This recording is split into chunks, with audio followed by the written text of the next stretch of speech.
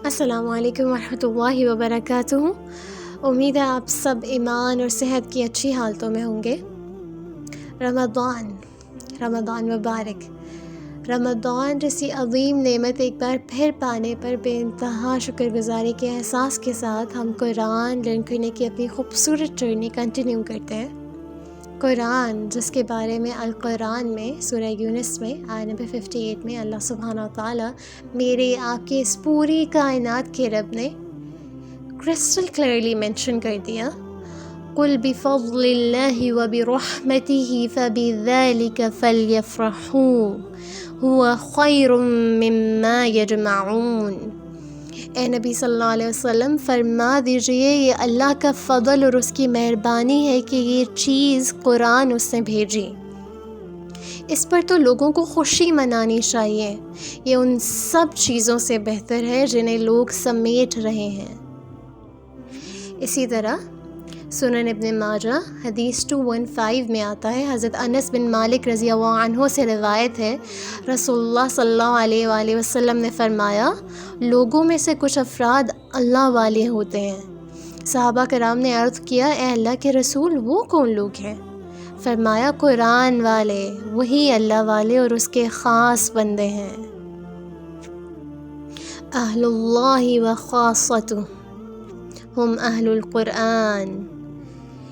اس سے زیادہ ہمیں کیا موٹیویشن ریکوائرڈ ہو سکتی ہے؟ تو اس موٹیویشن کے ساتھ ایک بار پھر سے ہم آغاز سے ابتدا کرتے ہیں، کیونکہ قرآن ایسا سمندر ہے جس میں جتنی بار بھی اور جتنا گہرا بھی غوطہ لگا لیا جائے ہم کبھی بھی اس کی حتمی گہرائی تک نہیں پہنچ سکتے۔ تفہیم القرآن سورۃ الفاتحہ۔ انشاءاللہ کیونکہ اکیلے ہم سب کہیں نہ کہیں موٹیویشن لوز کر دیتے ہیں، اس لیے انشاءاللہ ہم جماعت کی فارم میں، گروپ کی فارم میں چلنے کی کوشش کریں گے انشاءاللہ۔ As we know from authentic prophetic tradition or narration that ید اللہ علی الجماع، جماعت پہ اللہ کا ہاتھ ہے، جماعت پہ اللہ کا ہاتھ ہوتا ہے۔ سورۃ الفاتحہ from the beginning۔ نام، اس سورت کا نام الفاتحہ اس کے مضمون کی مناسبت سے ہے۔ فاتحہ اس چیز کو کہتے ہیں جس سے کسی مضمون یا کتاب یا کسی شے کا افتتاح ہو۔ دوسرے الفاظ میں یوں سمجھیے کہ یہ نام دیپاچہ اور آغاز کلام کے ہم معنی ہے۔ زمانہ نزول، یہ نبوت محمدی صلی اللہ علیہ وسلم کی بالکل ابتدائی زمانہ کی صورت ہے، بلکہ معتبر روایات سے معلوم ہوتا ہے کہ سب سے پہلی مکمل صورت جو محمد صلی اللہ علیہ وسلم پر نازل ہوئی وہ یہی ہے۔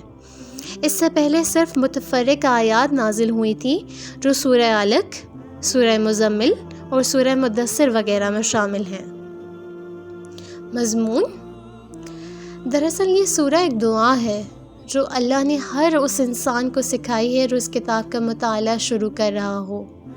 کتاب کی ابتدا میں اس کو رکھنے کا مطلب یہ ہے کہ اگر تم واقعی اس کتاب سے فائدہ اٹھانا چاہتے ہو تو پہلے اللہ سے یہ دعا کرو۔ انسان فطرتاً دعا اسی چیز کی کیا کرتا ہے جس کی طلب اور خواہش اس کے دل میں ہوتی ہے، اور اسی صورت میں کرتا ہے جب کہ اسے یہ احساس ہو کہ اس کی مطلوب چیز اس ہستی کے اختیار میں ہے جس سے وہ دعا کر رہا ہے۔ بس قرآن کی ابتدا میں اس دعا کی تعلیم دے کر گویا انسان کو یہ تلقین کی گئی ہے کہ وہ اس کتاب کو راہ راست کی جستجو کے لیے پڑھے، طالب حق کی سی ذہنیت لے کے پڑھے اور یہ جان لے کہ علم کا سرچشمہ اللہ رب العزت کی ذات ہے۔ اس لیے اسی سے رہنمائی کی درخواست کر کے پڑھنے کا آغاز کرے۔ اس مضمون کو سمجھ لینے کے بعد یہ بات خود واضح ہو جاتی ہے کہ قرآن اور سورہ فاتحہ کے درمیان حقیقی تعلق کتاب اور اس کے مقدمے کا سا نہیں بلکہ دعا اور جواب دعا کا سا ہے۔ سورہ فاتحہ ایک دعا ہے بندے کی جانب سے، اور قرآن اس کا جواب ہے اللہ کی جانب سے۔ بندہ دعا کرتا ہے کہ اے پروردگار میری رہنمائی فرمائیے، جواب میں پروردگار پورا قرآن اس کے سامنے رکھ دیتے ہیں کہ یہ ہے وہ ہدایت و رہنمائی جس کی درخواست تو نے مجھ سے کی ہے۔ بسم اللہ الرحمن الرحیم، اللہ کے نام سے جو رحمان و رحیم ہے۔ اسلام جو تہذیب انسان کو سکھاتا ہے اس کے قواعد میں سے ایک قاعدہ یہ بھی ہے کہ وہ اپنے ہر کام کی ابتدا اللہ کے نام سے کریں۔ اس قاعدے کی پابندی اگر شعور کے ساتھ کی جائے تو اسے لازماً 3 فائدے حاصل ہوں گے۔ ایک یہ کہ آدمی بہت سے برے کاموں سے بچ جائے گا، کیونکہ اللہ کا نام لینے کی عادت اسے ہر کام شروع کرتے وقت یہ سوچنے پر مجبور کر دے گی کہ کیا واقعی میں اس کام پر اللہ کا نام لینے میں حق بجانب ہوں۔ دوسرے یہ کہ جائز اور صحیح اور نیک کاموں کی ابتدا کرتے ہوئے اللہ کا نام لینے سے آدمی کی ذہنیت بالکل ٹھیک سمت اختیار کر لے گی اور وہ ہمیشہ صحیح ترین نقطہ سے اپنی حرکت کا آغاز کرے گا۔ تیسرا اور سب سے بڑا فائدہ یہ ہے کہ جب وہ اللہ کے نام سے اپنا کام شروع کرے گا تو اللہ کی تائید اور توفیق اس کے شامل حال ہوگی، اس کی سعی میں برکت ڈالی جائے گی اور شیطان کی فساد انگیزیوں سے اس کو بچا لیا جائے گا۔ اللہ کا طریقہ یہ ہے کہ جب بندہ اس کی طرف توجہ کرتا ہے تو وہ بھی بندے کی طرف توجہ فرماتا ہے۔ الحمدللہ رب العالمین۔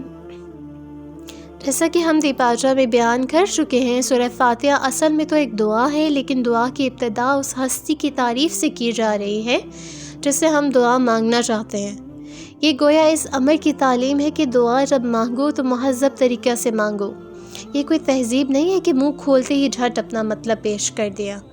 تہذیب کا تقاضا یہ ہے کہ جس سے دعا کر رہے ہو پہلے اس کی خوبی، اس کے احسانات اور اس کے مرتبے کا اعتراف کرو۔